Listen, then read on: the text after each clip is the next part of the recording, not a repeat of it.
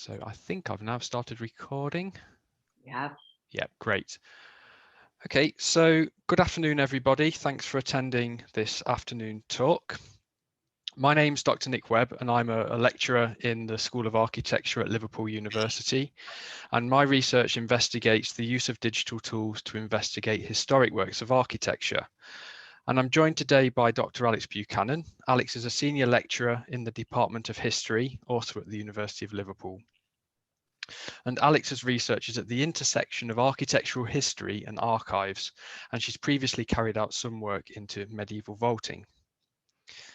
So, as you may have guessed, today we're going to discuss our findings in relation to vaulting, vaulting being arch ceiling constructions usually made of stone, sometimes in wood, and we'll speak specifically about Lincoln Cathedral. So Alex and I began collaborating in 2014 after some successful academic matchmaking, and the team, we were joined by J.R. Peterson. J.R. is a senior technician in the School of Histories, Languages and Cultures here at Liverpool. So we began to have a look at some sites over the first few years, and then in 2018 we received a grant of about £250,000 from the Arts and Humanities Research Council, which allowed us to expand our findings. And at this time we were able to add Dr. James Hilson and Dr. Sarah Duffy to the project. And that funding also facilitated today's talk and the follow-on workshop. It also funded our digital survey of the interior at Lincoln, and we came to Lincoln in July 2019 to make those scans. So from that scan, we'll talk about some of our findings today, and you can also find it in our upcoming book. So why are we investigating medieval vaults? Well, the starting point really was the work of Professor Robert Willis, who was an engineer and academic at Cambridge. And in 1841, he gave a lecture to the newly established Institute of British Architects. And in this lecture, he outlined his theories on how vaults were designed and constructed. He based his findings mainly on accessible vaults, such as those in cloisters, which are relatively low to the ground, as well as destroyed vaulting, such as parts of Canterbury Cathedral. So you can see here the left-hand image, bottom left. This is the East Cloister at Norwich, and this was one of Willis's case studies, and it's only 4 meters above ground floor level, so he could get to that with a step ladder. You can see here I've just ringed the people for scale just to kind of give you a sense of how big it is. Here we have now highlighted, this is the Lady Chapel at Chester, which has vaults that are about 10 meters above floor level. Then we go bigger still to one of the sites we'll talk about today. So St. Hugh's Choir at Lincoln, 22 meters high. And then the biggest of our sites, which is the Lantern at Ely, which is a whopping 44 meters above floor level. So because of the scale of vaults, many of them were therefore inaccessible to Willis. And he used this talk in 1841 to the RIBA as a call for more data. So if architects were erecting scaffolding to survey these structures as part of their work, he would be requesting that data so he could then find out more about vaults. He had little success in this though, and it was only Charles Barry who gave him some information. We also need to consider the accuracy of previous scholarship, particularly because of the use of analog techniques. So if we now flash forward 180 years, we have up-to-date digital tools to enable us to very quickly or relatively quickly and accurately survey these structures. I'll now hand over to Alex to talk a little bit more about the history at Lincoln and some of our research questions. Thanks very much, Nick. So as probably many of you know, because I'm sure many of you are local, the cathedral at Lincoln was begun after the bishopric moved there from Dorchester-on-Thames in 1072. The first cathedral is largely the work of Bishop Alexander, who vaulted the nave and perhaps began the west front. Another bishop, Hugh of Avalon, later St. Hugh, who was Bishop of Lincoln from 1186 to 1200, began a rebuild of the east arm according to a unique plan.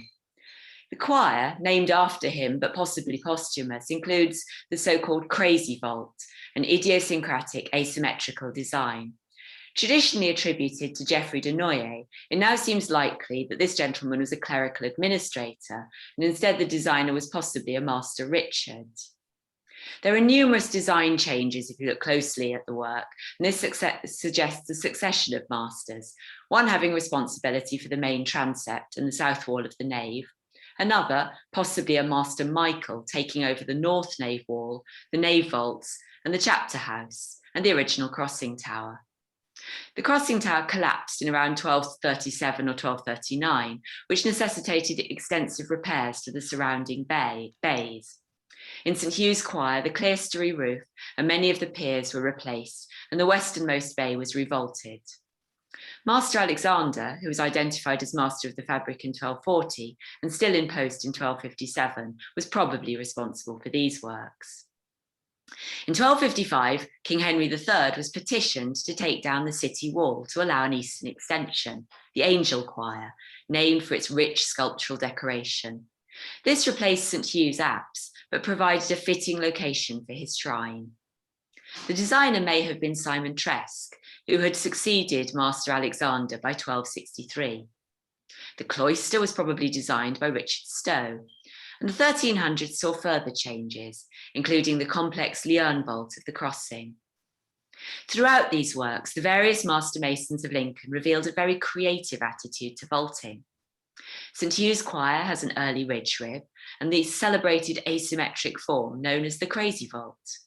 The nave is the earliest example of a tierce and star vault, and we therefore wanted to know what our data could add to understanding of the church.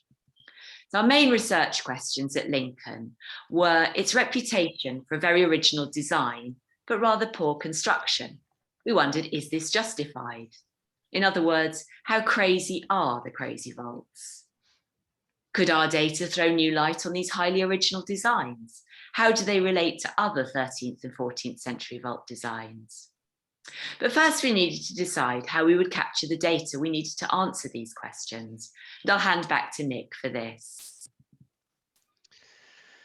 So we investigated 3 different methods to digitally survey the vaults, and we'll talk through them in more detail now. The first one we investigated is called total station.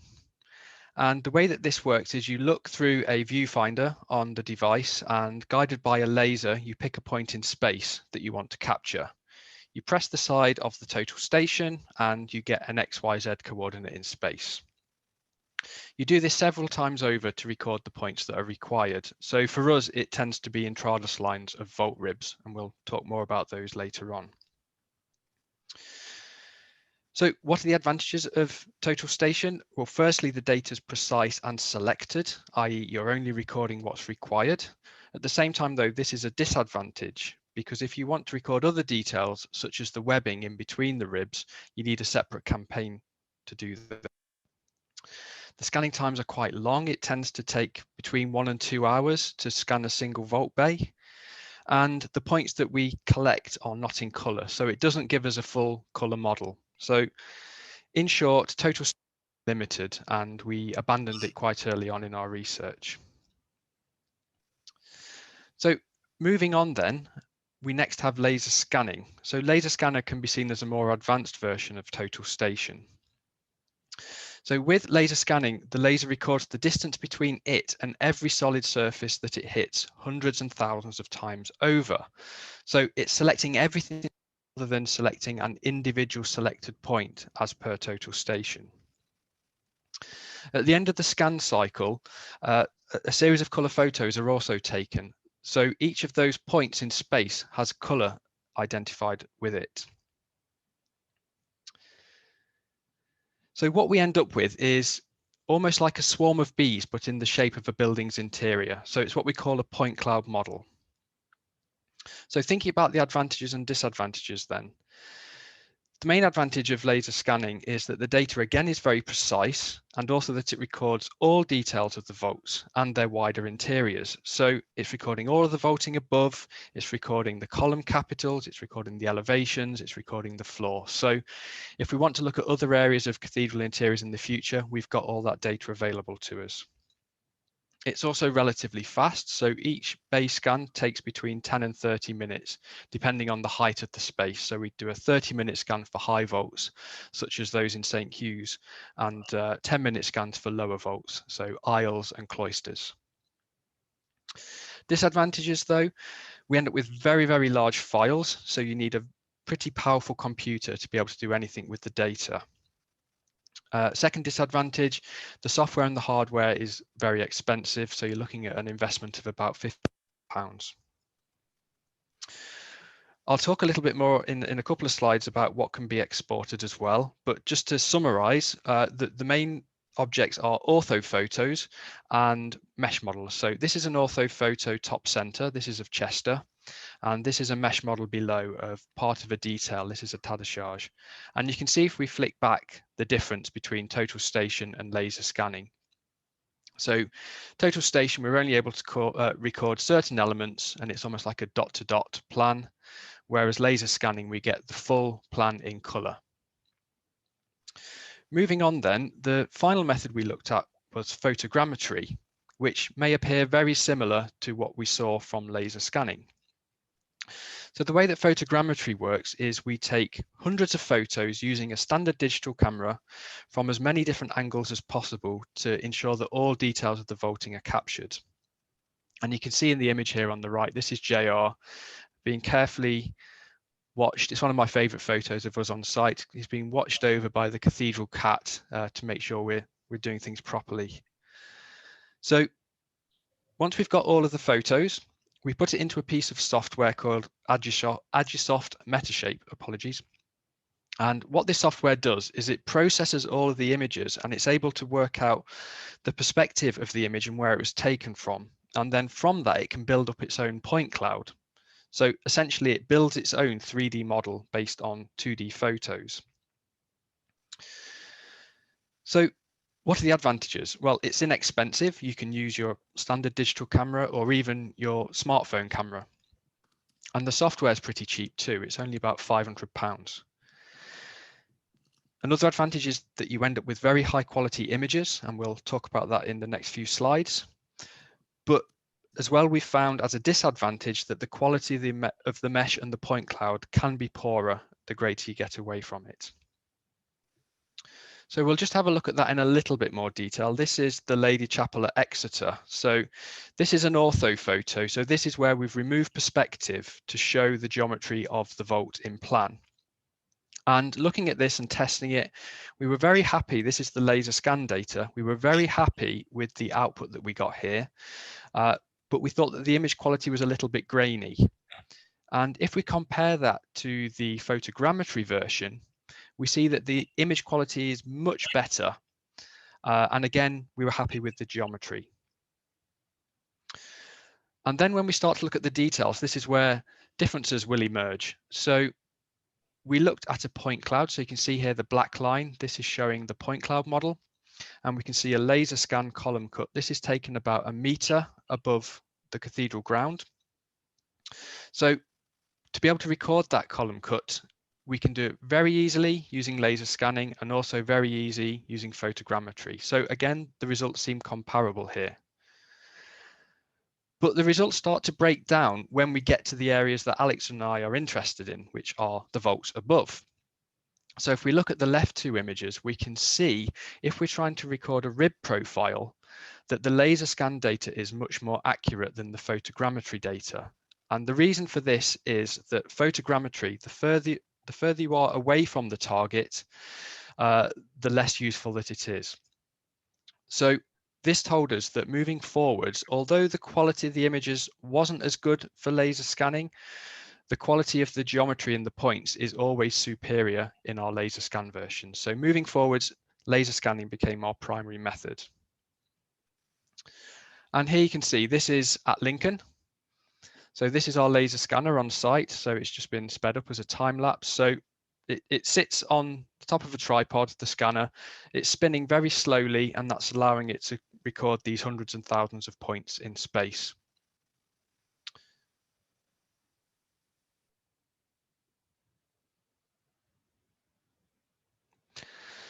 So next you can see these are now the choir aisles at Wells Cathedral, and we have to go through a process of registration. So what this means is, because the scanner works on line of sight, we can't just take one scan, we have to do multiple scans. So what the colours are showing here are the point cloud data that's been produced from each individual scan. So if we take the pink one at the end, you can see that we also have pink points in the adjacent bay. And likewise, the next red one along, you start to see that bleeding through to the next bay too. So it's the way that the scans work, they can overlap, and then that gives you a much fuller picture of the vaults. In order to make them aligned though, we have to register them, and the way that registration works is we either put up targets, so these are checkerboards, or spheres, which basically look like giant ping pong balls. So we put these up in the cathedral interior, and then the software can look out for these targets and then use it to align the different scans. And in the last couple of years, the software has got even more intelligent, and you don't even need the targets in most cases. It can basically work out where the point cloud is in space and align it with the next one. So Lincoln was one of our biggest sites in terms of the amount of the interior that we surveyed, and we produced almost 100 scans, and we did that over a period of 2 or 3 days. And here we can see some of our initial outputs. These are the ortho photos produced from the point cloud data. So to the top, we have the plan of all of the vaulting, and then below in section, you can see right along the nave and through the choir, the sectional view with the vaulting above. The other output is a mesh model. So this is where you take the points, and using triangulation, you create surfaces. And this is really useful for us to start analyzing this information in 3D. So here you can see this is one of the nave vaults, and just to demonstrate what a mesh model is. So if we look closely now, we can see all of the individual triangles making up that 3D model. And we can give you some links later on to this data so you can explore the 3D models in your own time. So the next thing we need to do, now that we have the data and we've exported ortho photos and mesh models, we need to think about how we can begin to trace the data for analysis. So we look at several key elements for this, and the most important of those is the intrados line. This is the outermost edge of a vault's rib. So if we think about when the vault was being constructed, you would have put up timber centering first. So you can see an example at the bottom of the page of timber centering. So you work out the design that you want, you put the timber centering up, and then you build the stone for the individual pieces over the top of that. Then at the end of that, knock out the timber formwork, the centering as it's known, and you hope that the stone remains. But crucially, the stone would have been sitting obviously on that timber formwork. So that geometry between those 2 points is very useful, and it's the intrados line. As we look up and we see the outermost edge of the vault rib, this is the point that we're really interested in. And just to show you here, it came up as a question in the talk we gave last week. So here's an example at Notre Dame, where after the fire, they reinstated some of the timber centering on the flying buttresses because they were obviously worried about the stability of the cathedral. So there you go, that you get an example there of centering in situ. So we go through this process of tracing along the intrados lines of all of the vault ribs, and you can see that on the right here. So in 3D in the center, and then we can also project plan views and sectional views from that too. So once we have these individual ribs that have been traced, we can start to extract their key geometry. So the first thing we do is we go over the trace lines and convert them to best fit arcs.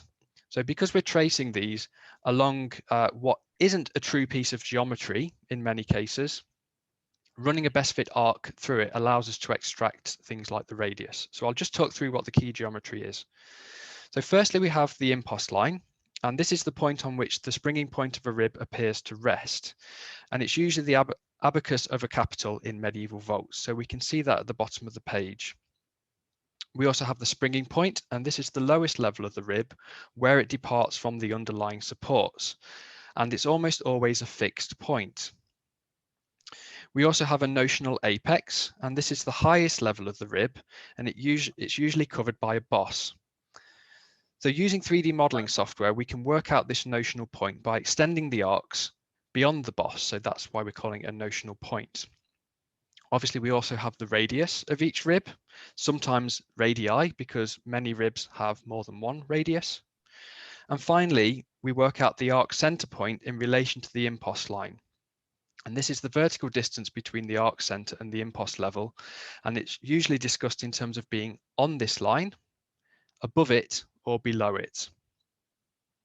So I'll just conclude with a video of us tracing. This is at Ely before handing back to Alex. So hopefully this should summarize the process that we have to go through.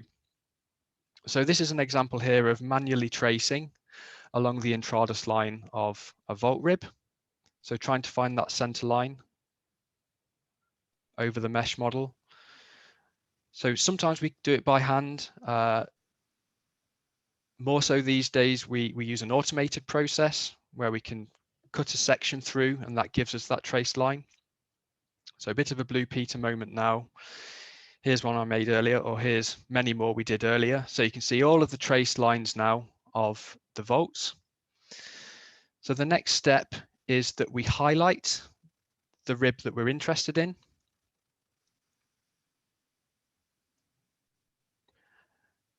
And we select all of the points along that rib. And then we ask the software, it's called Rhinoceros, the software, we ask it to run a best fit curve through that geometry. And you can see now on the bottom left, we've created this circle. So that is the geometry of that rib. So the next thing we do is we tidy it up. So we trim it below the impost line, and we trim it to create the notional apex.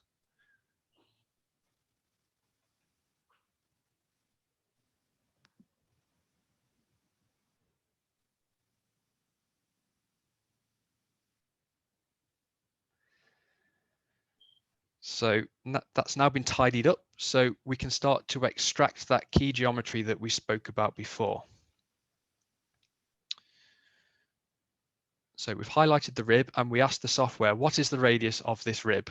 And it churns it out for us, and we copy and paste that into a data table. So you can see here, just an Excel spreadsheet, and we record every single rib in every single bay. So we've called the radius. We next go in and we work out the center point. So we've got the center and we're now working out how far away it is from the impost level. This one's quite far below it, nearly a meter below, quite rare in our research. And we input that data into the correct field, and then we finish by putting the apex height in once we've found it through the 3D model.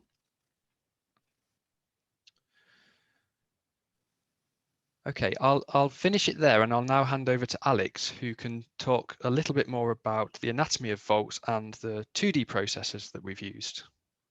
Thanks, Nick. So before we start to analyse our vaults, let's make sure that we're all familiar with the terminology we'll be using.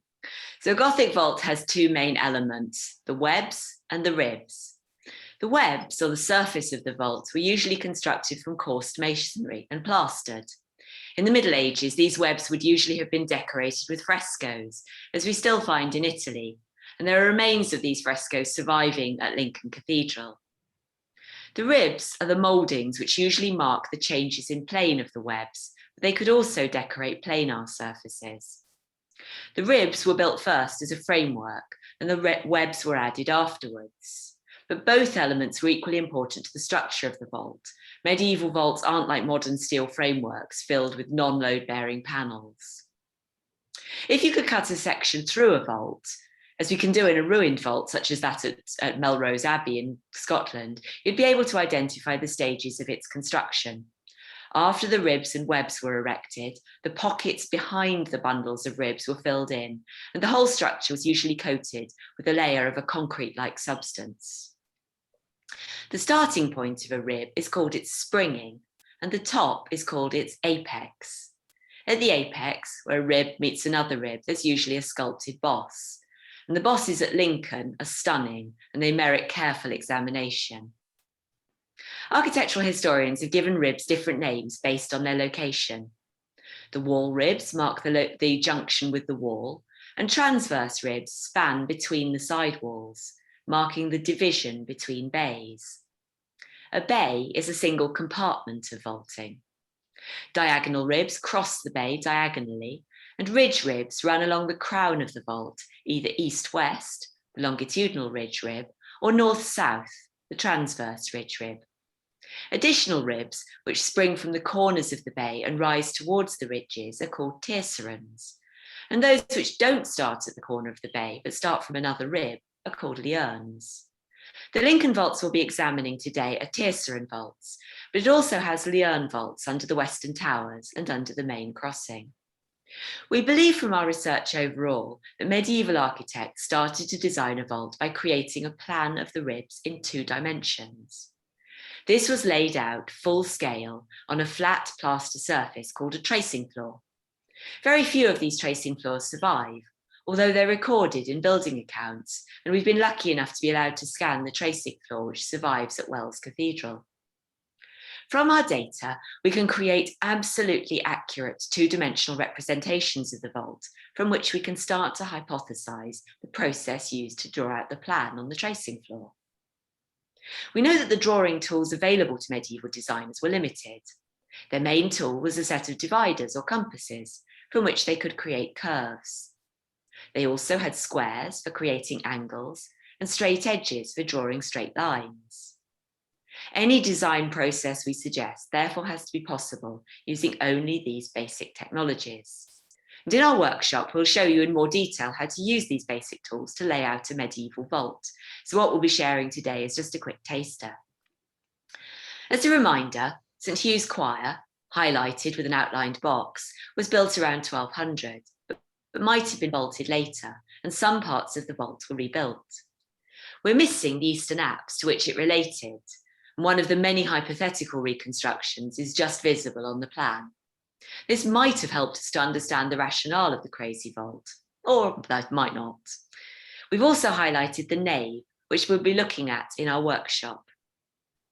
Here's a plan of the building as an ortho photo, so you can see the 5 bays.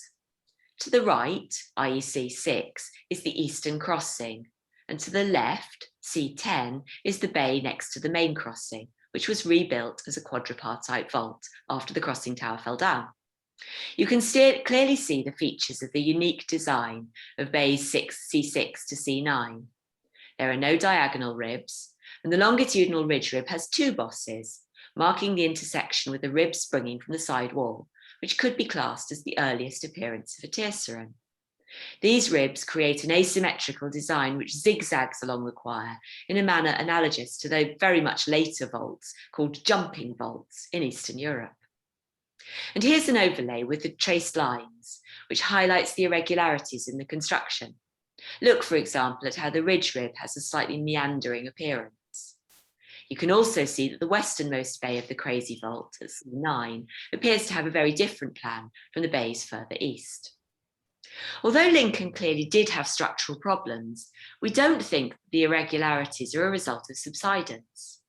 To some extent, the building was not erected to exact standards of geometrical accuracy in the first place, as is not uncommon in buildings of this date. However, we also believe that some of the inconsistencies are deliberate, as I'll explain. When planning the vault, the first stage was to lay out the plan of a single bay. We'll start with the simplest in geometrical terms, C10, the bay next to the main crossing. This was laid out as follows. The first stage was to lay out the bounding ribs of the bay. The diagonals were then added. The next stage was to divide the bay into quarters, marking the ridge ribs. And here's our hypothesis, overlaid with our tracing. You can see how closely they align. Let's now look at 2 of the crazy vault bays, C7 and C9. First, the bay is divided in half to locate the ridge rib, and we'll show you how to do this using compasses in our workshop. Then add chevrons, first in one direction across the bay, then in the other, and then along the bay. These chevrons create what's been termed the star cut, which our researchers identified as a key design tool for medieval architects. We found the star cut in use at other sites. Its benefit was that it would enable a design to be transferred between bays using proportions rather than measurements. This was vital because, as I've mentioned, medieval churches were rarely constructed to the same sort of accuracy as our scans, so any design had to be sufficiently flexible to be applied to bays of slightly different sizes. In the absence of accurate numerical measuring devices, using proportions would have been much simpler. The intersections of lines on the star cut located points, which enabled new lines to be added to create vault designs based on proportions of the bay. Here we have fifths and thirds. The intersections between these lines and the ridge lines locates the bosses, to which the tiercerons are added in a tri-radial arrangement to create our final hypothesis. And here is our hypothesis overlaid with the tracing. As mentioned, one of the advantages of the star cut was that it enabled the same design to be adapted for bays of varying sizes, as is very obvious at Lincoln, where the eastern crossing bay, C6, has the same plan based on thirds as those further west, despite being a larger bay in both directions. And here's our hypothesis, laid over the ortho photo, showing again a pretty good fit. The star cut could be used to divide a four-sided bay into any fractional proportions up to 100ths. So far we found thirds at Lincoln Cathedral, sixths at Wells Cathedral, ninths at Exeter Cathedral, as well as fifths at Lincoln, sevenths at Wells, and 13ths at Ely. The use of the star cut and its variants places the design process used at Lincoln within the mainstream of medieval geometrical design practices. We don't know how or when it started to be used, but Lincoln may have been one of the first sites where it or a similar tool was used to design vaults, as prior to this, only bisectors had been required. The majority of the crazy vault bays are divided into thirds, and we don't yet know why the westernmost bay used a division into fifths, which will be something we'll be considering further during the next stage of our research. Once the two-dimensional design had been established, the designer had to work out how to make it three-dimensional, and I'll hand over to Nick to explain further. So to work out the 3D form of the vaults, this is dependent on 5 different factors. And what we see here is the two-dimensional pattern of the ribs. We also need to understand the height at which the ribs spring, known as the impost capping, what we said earlier, the height of the apexes, the radius of each rib, and the position of the center of the arc of the rib in relation to the impost level. So each of these factors could be used as a starting point, which limits the options available for the others. Once you have 4 of the 5 factors being fixed, bit of a tongue twister, the 5th automatically follows. Some of these elements could be fixed by the pre-existing architecture. So we'll now hypothesize how Bay C7 of St. Hugh's Choir was designed in 3 dimensions and look at its fixed elements. We chose C7 as C6 is a larger bay and therefore has a different geometry. As we know from the 2D process, C9 is based on fifths rather than thirds, therefore we excluded this too. So we used average data from the video that we showed earlier, captured in the same way. So we used average data from C7 and C8 to help us with this 3D hypothesis. So looking then at the fixed elements of St. Hugh's. All the ribs appear to have their apex at the same height. And all ribs appear to have their arc centers on the impost line too. So that's shown here by a white circle. So for all of the ribs other than the wall ribs, therefore, the known elements are as follows. We know the length of the rib in 2D, so we can show that here as this black line. We know the location on the plan of the springing and the apex, shown here as a blue cross and a black cross. We know the height of the apex and the springing, so we're now looking at this in elevation rather than plan, and we're showing the springing as a blue cross again, and the known apex now as a green cross. We've also identified from our research that medieval designers preferred, where possible, to locate the centre of the rib's curvature on the impost line, such that it often became a fixed point. And all the ribs in bay C7 at Lincoln appear to have their centres on this impost line. So in this scenario, the unknown element is therefore the radius of the rib. So working from the known elements, the radius could be found by what we've termed the chord method. So first, you draw a line between the springing point and the apex. Then you draw a line at right angles to the first line, halfway along its length. So we're creating a perpendicular bisector here. And the point at which this line crosses the impost line is the position of the missing radius, its center point. So the distance between this point and either the springing or the apex gives you that missing radius, which is shown here in red. And this is what we find for the ribs in C7 at Lincoln.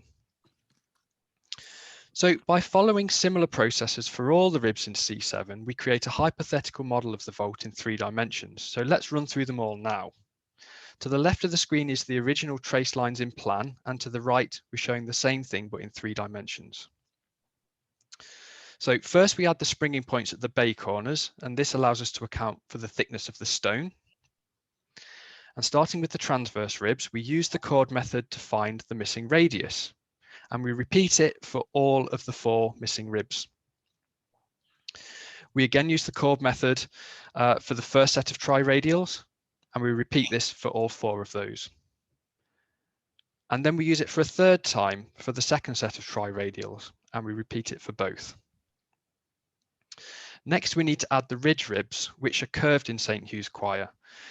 These curves could be created on an ad hoc basis, or they could use a consistent radius. If the latter's true, then we use something called the 3-circle method. And this is where we're able to transfer a known radius across multiple ridge ribs. Arced ridge ribs seem to be the norm in early ridge rib vaults, but become progressively less common. We see them to a lesser extent than Lincoln at the Lady Chapel and the Chapter House in Chester. So you can see those here on the screen. Our research suggests that in later vaults, such as those in the Angel Choir at Lincoln, the ridge ribs tend to be horizontal. Back to the 3D process, in St. Hugh's Choir there are no wall ribs, and the intersection between the vault webs and the elevation does not appear to follow any precise geometry. So you can see here as a dashed line, we then add this into the hypothesis, but it's not a hypothesis as such, it's just taking the original data and applying it to our process. So here you can see our final hypothesis for how bay C7 as well as C8 was designed at Lincoln, mainly using the chord method. And here you can see overlaid over the hypothesis are the original trace lines. So we can see quite a good match between how we believe that the vaults were designed and how it looks in terms of what's standing at the moment. I'll now hand back to Alex for some further remarks. Thanks, Nick. So let's return to our research question. How crazy were the crazy vaults at Lincoln? Clearly, our research doesn't take anything away from the uniqueness of their design, nor so far does it provide any explanation for why this design was chosen. However, it's very clear that the designer was drawing upon a common set of design tools and that these were applied with some rigour. In particular, the 3-dimensional geometry of the ribs is as consistent as any of the same or similar date we found. Our data suggests that the vault was constructed systematically using standardised formulae. The use of both thirds and fifths in St. Hugh's Choir, although currently inexplicable, does reinforce the argument that the star cut or a similar proportioning device was used in the design process. The main area where a less rigorous approach was applied is what Nick's just been talking about, the junction between the vault webs and the side walls, which has almost freehand curves, suggesting that the forms of the webbing were created in a more ad hoc fashion. This can be seen particularly clearly in the East Transept, where we suggested that the wall ribs were either constructed alongside the vault webs or added later. Again, however, this is something we found at other sites, such as the later Tewkesbury Abbey, where the side aisles of the nave are unplastered, making the masonry visible. Although the wall ribs are regular, in the vault webs of every bay, the coursing creates a unique pattern to each bay, which must have been the result of setting masons taking decisions about placement based on the supporting formwork, the perceived statics of the stonework, and the shapes and sizes of the blocks of stone available to them. Although the exact form of the Crazy Vault wasn't replicated, many of its more detailed features are found in designs which must have been aware of the Lincoln innovations. In particular, the arcing ridge ribs in St Hugh's Choir and the straight horizontal ridge ribs of the Angel Choir. This reinforces Lincoln's status as one of the most influential buildings of 13th century England. It's clear that our Lincoln data will be supplying both us and other scholars with research materials for years to come, as well as, we hope, being useful for the architects and archaeologists maintaining the building. As a taster for one of the next areas we're planning to analyse, I'd like to show ortho photos of the two chapels at the west end of the nave. As you can see from the plan view, their two-dimensional design is very similar. However, when we look at the same design in 3 dimensions, a huge difference is revealed. The morning chapel, where the vault is supported by a central pier, has an early example of near straight and horizontal ridge lines, whereas the vault of the consistory court, now the cathedral shop, has an almost domical form with a cambered central portion, abutted by quasi-tunnels running north-south and east-west, which drops slightly to meet the window walls. This shape of vault is one that proved very important in the 14th century, perhaps most beautifully in the Lady Chapel at Wells Cathedral. We're really looking forward to analysing the geometry of these vaults in more detail to see how they were planned, and we'll share our findings on our website as they emerge. So to conclude, we've got many next steps. We've still got lots of research to do at Lincoln. We'll be sharing our findings as they crop up on our website, so do check that out, tracingthepast.org.uk. We'll also share any updates with our newsletter, via our newsletter. You can scan the QR code on the screen for that, or you can subscribe again via our website. I'm just compiling the index to our book, which should be coming out later this summer, Digital Analysis of Vaults in English Medieval Architecture. So do look out for that. And we'll also be putting on an exhibition, a virtual exhibition on our website. So do check back the website for that. We've also got a series of workshops coming up. So do sign up for the Lincoln workshop on Tuesday, the 8th of June. We don't know whether it's full though, so apologies if you haven't already signed up and it does turn out to be full. If you want to get one of our compass and pencil packs, we'll need your address by the end of this week, by Tuesday next week. But that's only for UK viewers, I'm afraid. And we'd also be really grateful if you could fill in our feedback form. So you can follow this link, which will be shared in the chat room. It's a quick feedback form, but it will help us to improve future lectures and workshops, and will also help to build the argument for more funding for this type of research in future. We hope you've enjoyed this. We've enjoyed giving it. So have you any questions?